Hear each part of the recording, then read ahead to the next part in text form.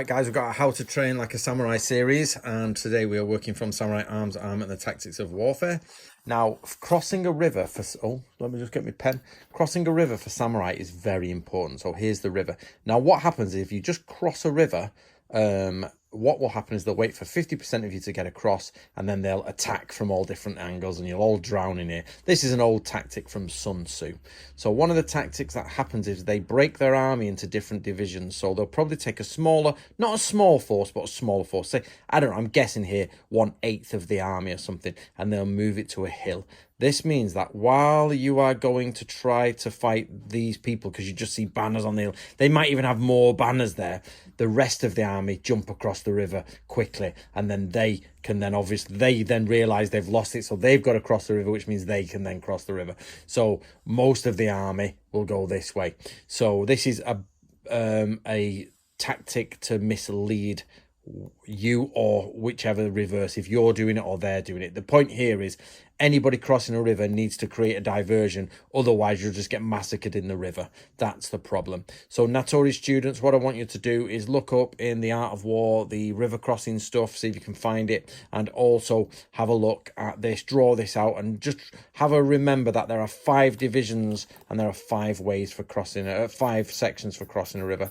Samurai armies come the majority of time in center, vanguard, left, right, rear, and there are other units that, you know, help the Conida baggage train and all that. And river crossing for samurai is 1, 2, 3, 4, 5, and you've got to have scouts across the side. There's lots of different ways for doing it, but in our school in Natoryu, that you guys know all about this. So have a discussion on the hub, or if you're in my Skype group, have a discussion there. But for everyone else watching on YouTube, this is how samurai create diversity.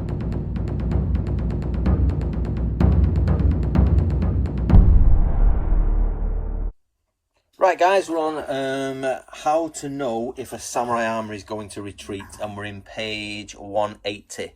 180, ways to tell that an enemy has taken up positions is actually going to retreat. So the way you don't know whether the enemy is going to retreat, come forward, stand still, you don't really know. So this is the baggage train. It's called Konida. Nobody in samurai sort of enthusiasm society ever talks about this. Is the Konida. So if the flags are in disarray, it's clearly obvious that they're either moving around or something's happening there in the Konida baggage train. If they have musketeers or arquebusiers at the front, and they are very in a good strong vanguard formation, and the rest of the troops are stood still, so they've got a heavy firearms defense. The troops here are not moving. The flags, usually in samurai warfare, the flags go to the side so that the troops can run forward. So if they're stood perfectly still, they're overly defended with guns, and that's starting to move about, it means they're putting a blockage in and they're going to go that way and retreat. So this is partly what shinobi would look for. You're watching the way flags move in the world of the enemy army. Remembering, you wouldn't quite see it like this. You'd see it more on that level, the horizontal level. But this is what you're looking for. So get yourself a copy of the book and...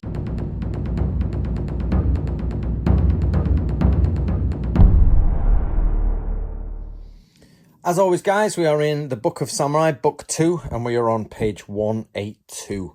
So we're there, how to tell whether a retreating enemy is strong or weak. So, basically, sorry about the shadow, guys. Basically, a weaker enemy, got to be careful here, what we mean by weaker enemy. They're not weak, it's just that they're not in the strongest position. They don't understand, they know that they've not got the most forces, or they know they've got problems. Such people go to hills. Normally, when they go on a hill, they seem bigger because you're looking from up here, from down here up, and you can see all the flags, and they might put all the flags on the front and make it look like there's a lot more people there, and they might actually be in a circle and the middle is empty. Where if there's a lot of people and they're very strong, they'll come into the lowlands and spread out, you know, make themselves seen in bulk because you can't get into them. Obviously, they would never position themselves to attack up like this. If an enemy like this was here, they'd just move away because you don't attack uphill. So don't this is only for illustration purposes. My point being, if the enemy has run off into the mountains and they're on the top of a hill, you know they feel they are weaker than you, or they need to defend themselves more. Whereas if the enemy is in lowland and obviously in great number, they are in a powerful position and they feel they're strong.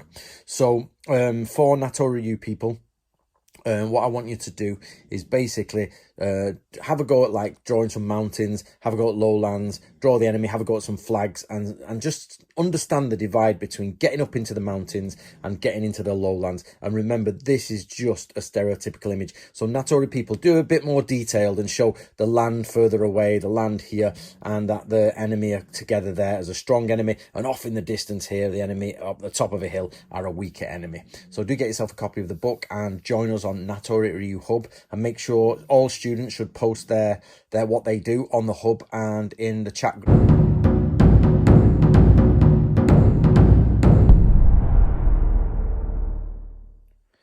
Right, we're in the Book of Samurai series, which you'll see on screen, and we're on page 182. Now we're looking at Nobi and hoka. These are different types of fires. Now I'm going to be honest with you, there are some complications here, but on a general rule, so what I'm about to show you is a general rule of the basics. It doesn't mean that it doesn't change or alter, but this is a basic divide.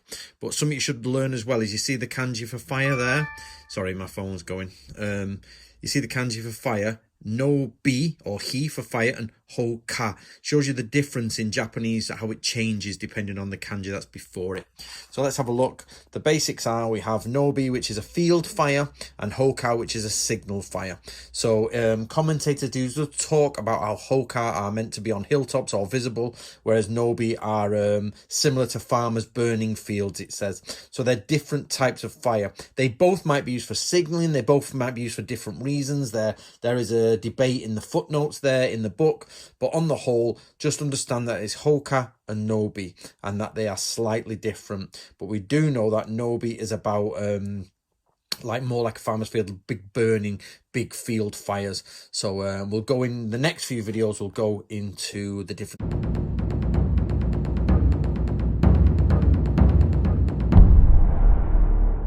Right, again today we're going to be working from the Book of Samurai, and we're on Jiaki. Now, there's something about the shoninki in this, so let's have a look at Jiaki. So, what we've got here is, you can see the kanji there. So, sorry, let me get this to thing it. You can see the kanji for burning there, the little fire emblem next to it. Sorry guys, it's not going to focus. The little fire, but you can see the first kanji is different. Ji for fire, and G for sort of self, myself, if you like. And what we have here, so I've repeated those kanji there. So we have jiyaki for ground burning, which is actually to clear the ground near your castle. Sorry for the crap Japanese castle, but basically you have your castle area. When you go to war, you need to burn the outsides of it, and all the fields and all the trees. You get rid of everything so that you can have an open ground. This is called jiyaki, ground burning.